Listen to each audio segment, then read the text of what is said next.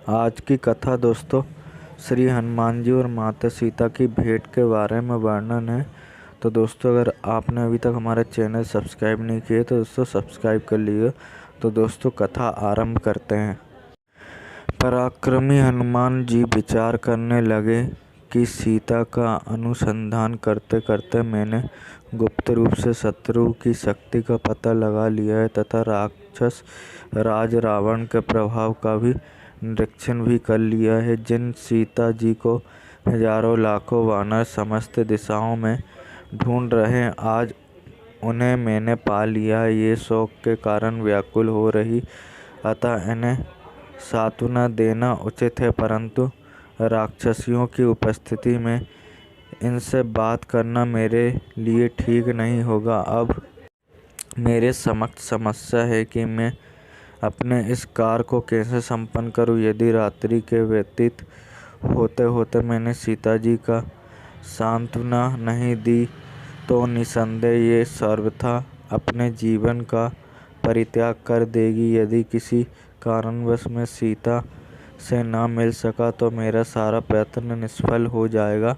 रामचंद्र और सुग्रीव जी सीता के यहाँ उपस्थित होने का समाचार देने से भी कोई लाभ नहीं होगा, क्योंकि दुखद दशा को देखते हुए यह नहीं कहा जा सकता कि ये किस समय निराश होकर अपने प्राण त्याग दें। इसलिए उचित यही होगा कि मैं सीता जी, जिनका चित्त अपने स्वामी में लगा हुआ है, को श्री राम के गुण गान गाकर सुनाऊं, जिससे उन्हें मुझ पर विश्वास हो जाए।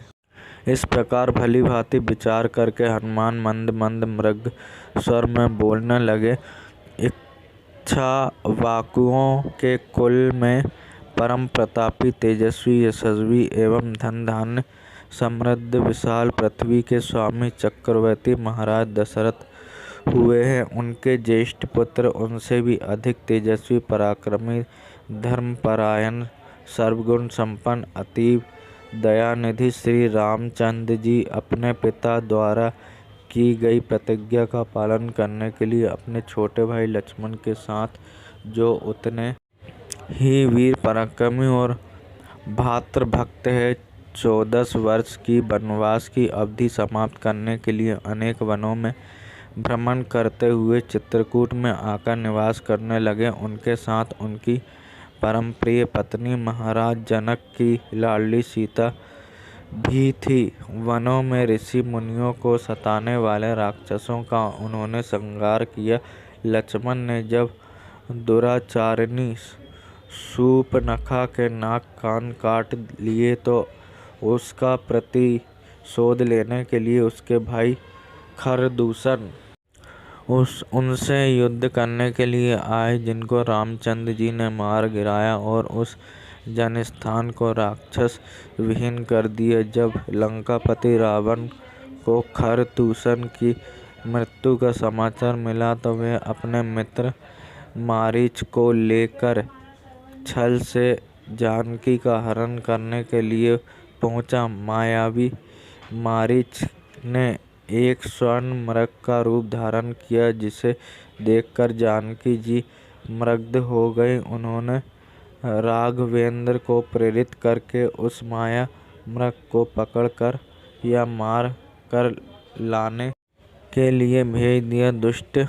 मारीच ने मरते मरते राम के स्वर में हाँ सीते हाँ लक्ष्मण कहा। जानकी जी भ्रम में पड़ गई और लक्ष्मण को राम की सुधि लेने के लिए भेजे। लक्ष्मण ने जीते जी रावण ने छल से सीता का अपहरण कर लिया। लौटकर राम ने जब सीता को ना पाया तो वे वन वन घूम रह कर सीता जी की खोज करने लगे। मार्ग में वानर राज सुग्रीव से उनकी मित्रता हुई। सुग्रीव ने अपने लाखों वानरों को दसों दिशाओं में जानकी जी को खोजने के लिए मुझे भेजा भी। आपको खोजने का काम सौंपा गया है। मैं 400 कोस चौड़े सागर को पार करके यहाँ पहुँचा हूँ। श्री रामचंद्र जी ने जानकी जी के रूप, रंग, आकृति, गुणों आदि का जैसे वर्णन किया, उस शुभ गुणों वाली देवी को आज मैंने देख लिया है। इतना कहकर हनुमान चुप हो गए।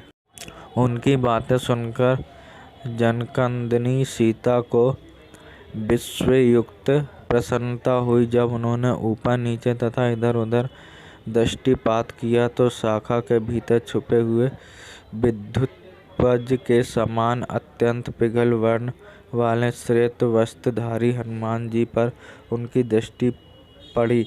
स्वयं पर सीता जी की दृष्टि पड़ते देख कर मूंगे के समान लाल मुख वाले महातेजस्वी पवन कुमार उस अशोक वृक्ष के नीचे उतर आए। माथे पर जलित बांध सीता जी निकट आकर उन्हें विनीत भाव से दीनता पूर्वक प्रणाम किया और मधुर वाणी में कहा, हे देवी, आप कौन हैं? आपका कोमल शरीर सुंदर वस्त्रभूषण से सुसज्जित होने योग्य होते हुए भी आप इस प्रकार की नीरस जीवन व्यतीत कर रही हैं। आपके अश्रु भरे नेत्रों से ज्ञात होता है कि आप अत्यंत दुखी हैं। आपको देखकर ऐसा प्रतीत होता है कि आप आकाश मंडल से गिरी हुई रोहिणी हैं। आपके शोक का क्या कारण है? कहीं आपका कोई प्रियजन स्वर्ग तो नहीं सिधार गया? कहीं आप